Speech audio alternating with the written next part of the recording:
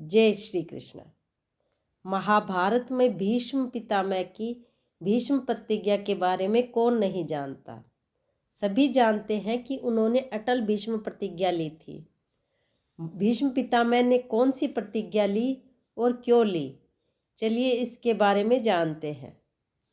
महाराज शांतनु हस्तिनापुर के सम्राट थे। देवी गंगा और उनका विवाह हुआ था।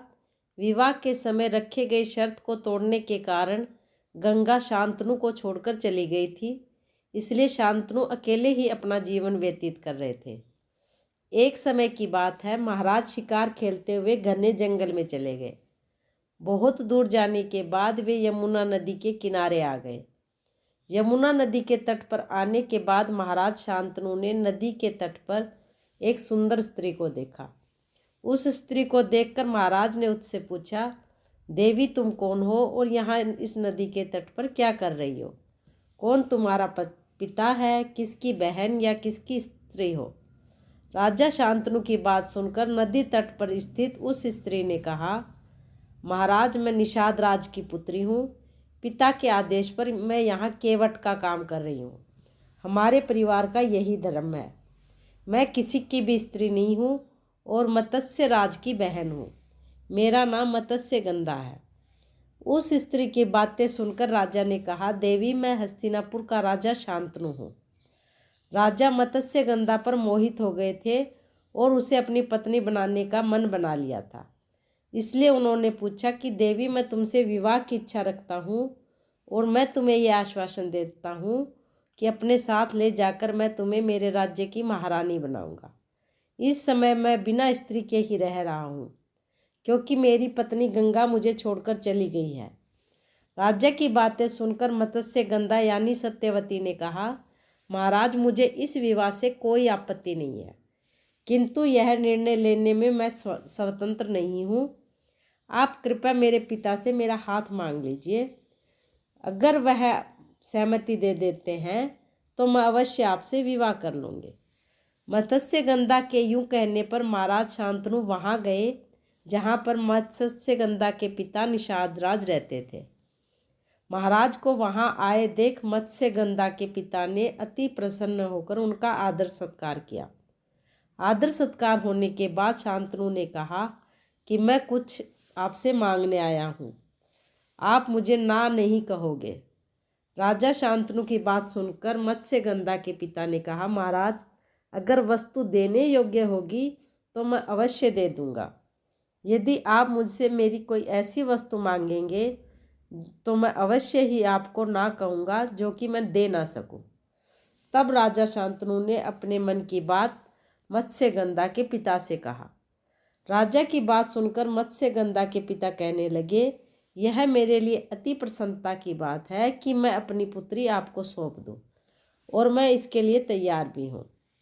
मत्स्य गंधा के पिता ने महाराज से कहा कि मैं आपको अपनी पुत्री अवश्य दूंगा, परंतु मेरी एक शर्त है।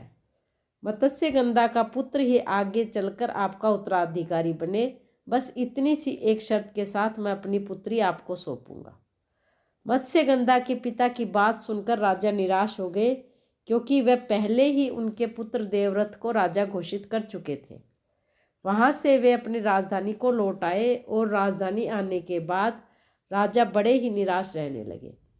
किसी भी वस्तु या कार्य में उनमें कोई आसक्ति नहीं रह गई। उनका किसी भी काम में मन नहीं लगता था। अपने पिता को इस तरह अत्यंत ही विचलित देखकर देवव्रत ने उनसे पूछा कि पिताजी आपको कौन सी बात सता रही है? कृपया मुझे बताने की कृपा करें और मैं उसी समस्या का समाधान अगर हो सकता है तो कर देता हूँ। हिचकिचाहट व शांतनु अपने पुत्र से मत्स्य गंधा से विवाह करने की इच्छा को व्यक्त नहीं कर पाए।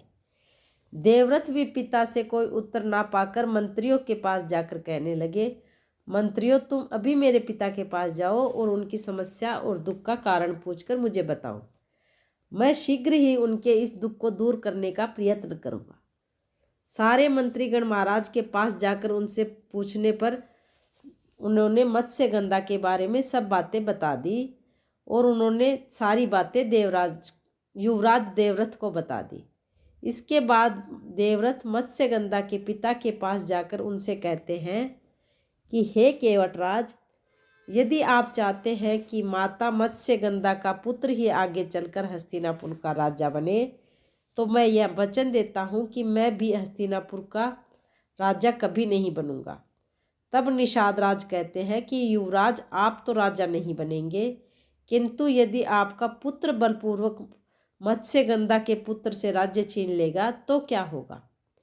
यह बात सुनकर देवव्रत कहते हैं कि हे तात, मैं आज अपनी माता गंगा को साक्षी मानकर प्रतिज्ञा लेता हूँ कि मैं विवाह नहीं करूँगा और आजीवन ब्रह्मचर्य का पालन करूँगा। यह मेरी अखंड प्रतिज्ञा है।